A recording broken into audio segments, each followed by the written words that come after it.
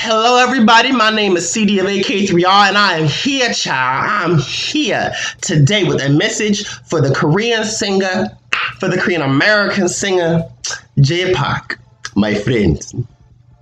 The power of the Black Panther has been stripped away from you. Your honorary black card has been revoked, and you are no longer invited to the cookout, my friend. For you have committed a sin that we all call ignorance. And there's so many words I could use right now, but I'm not trying to pop off in the first minute of this video.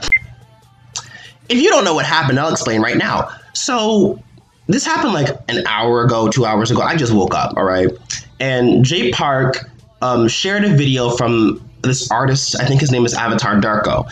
And in the video that he shared, the Avatar Darko was wearing dreadlocks. And for those of you who don't know, dreadlocks is a hairstyle that is more of a lifestyle choice, or it's limited to a specific ethnic group. It's not really smiled upon if you wear dreadlocks for style, because dreadlocks is a hairstyle that's limited to certain hair textures, because certain people can grow dreadlocks naturally. And it's limited to people who are of a certain religion or a culture. For example, Rastafarians, they wear dreadlocks as a part of their religion. You know, it's not really something that you should wear just for style, if that makes sense. It's not something you should wear unless you are about that life, you know. But continuing on, there was a lot of backlash to him resharing this video, and so Jay Park responded on Instagram saying, "Yo, feeling somebody's music is a personal opinion, but hating on somebody because of their hairstyle, I'm sorry, but that ain't it. Jay Park and Avatar Darko never disrespect the culture and always give back. That's like saying a non-Asian person shouldn't use Korean words and shouldn't listen to K-pop because they didn't go through all the suffering Korean people went through. If you don't know, look the shit up. It's 2019. Every culture, every ethnicity influences each other, and as long as we're not disrespecting each other, it's all love and nothing else. If I sound like a dumbass because of this comment, then I guess I'm a dumbass." Oh, Jay Park. I don't know about y'all, but I think someone tapped him on the shoulder and was like, "Yo, dude, you bugging, son. You bugging." And he realized how stupid he actually sounded. And he quickly put out a series of tweets in response. I'll read them now. He says, "In no way was I telling anybody not to listen to a certain type of music or do things from a certain culture, because in no way do I speak for everybody in that culture. So who am I to say? I was trying to give examples so people could understand perspectives, but I feel there is no talking to the internet. Some people have valid points, but most were just trying to ridicule and hate. Also, I think it's a beautiful thing that cultures influence each other and inspire each other. If you follow my career from my music videos to the artist I sign, I probably have the most diversity around me, more than anybody else in the Korean music industry. It is not just to look cool. I've probably been the most vocal about certain issues, as well as made it very clear where I stand when I didn't have to at all, but I felt the need to. I won't let anybody bully me into anything. If you were disappointed or offended, I apologize, but I know who I am and what I stand for at the end of the day, so my head's always held up high. As an Asian male, being considered not cool, non-masculine, feminine, chinky-eyed, short, fragile-looking, being called Bruce Lee, or saying I look like a girl by non-Asian people most of my life, sometimes even still to this day, although it is not the same at all, I am not completely numb to being judged based on looks. And to be honest, I'm saddened to see that some of y'all would think that I am that insensitive. We are not enemies. We are real people living on this earth trying not to spread hate. I think this is a typo, because he says, trying to spread hate and cause harm in a horrific... Oh, I read this wrong. There are real people living on this earth trying to spread hate and cause harm in a horrific fashion, and we are not them. In fact, we are probably the opposite. So trying to educate us is totally understandable and cool, but to make fun and hate is just straight up bullying. You should spend that energy on going after the real bad guys. Also, in no way was I trying to justify anything, but I just wanted people to be more understanding and open-minded and see perspectives, nothing more, nothing less. No matter what culture I come across, I always come at it in a respectful manner, so don't spread hate. Much love to everybody." Even to all of you who are trying to troll me and make me look bad, I would probably give you a hug if I saw you. Real talk. Jay Park loves you. And a fan responded, Jay, as someone who loves and admires you and your music career, let me try to make it clear for you. All we Black people want to make you understand is that we have been struggling in life for years because of our hair. Non-Blacks laugh at us and make us seem dirty for wearing dreadlocks. And Jay Park's response, I understand that, but why take your frustrations out on someone who admires Black people? It's like, since people made fun of me for being Asian, I take those frustrations out on you for liking Asian things. We just appreciate each other's culture. All love on this side.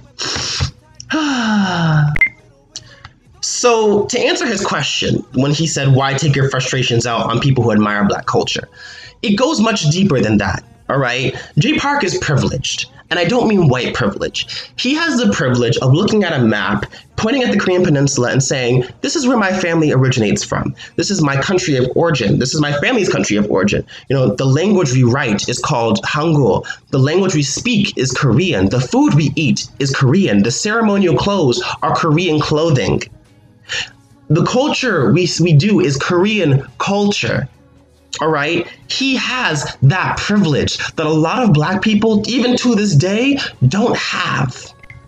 And no, guys, it's not as simple as going on Ancestry.com or 23andMe and getting a DNA test. It's not that simple. Slavery and racism and colonization has made it so much harder, and it has fucked up the continent of Africa in so many ways. Not saying that Africa is this horrible place, because it gets better with each year, but a little history lesson for you guys.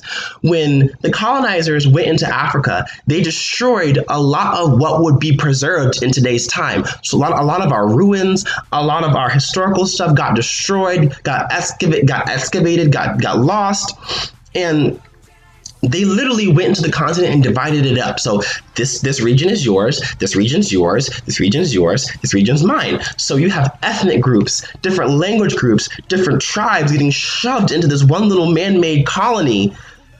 These people who have no business living together, who never were living together until the colonizers came in and fucked it all up, getting pushed together into one place. And on top of that, you guys, we're no longer allowed to speak our native language. We can't practice our native religion. We can't practice our native culture. We have to learn the colonizers' language, practice the colonizers' religion, practice the colonizers' culture. And what's sad was I learned that even before then, one reason why a lot of Africans converted to Islam is so that way they wouldn't get enslaved by the Arabic slave trade.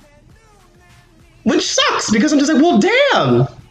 We couldn't, even they were enslaving us, like, hot damn. So like, this goes a lot deeper than just being made fun of at school. You know, guys, our history, Black African history, is literally just us getting our culture taken from us or denied because someone else wanted to enslave us or because they thought we were inferior.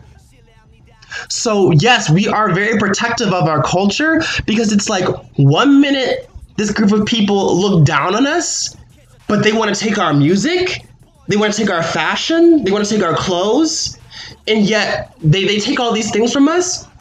And at the same time, you still see us as inferior.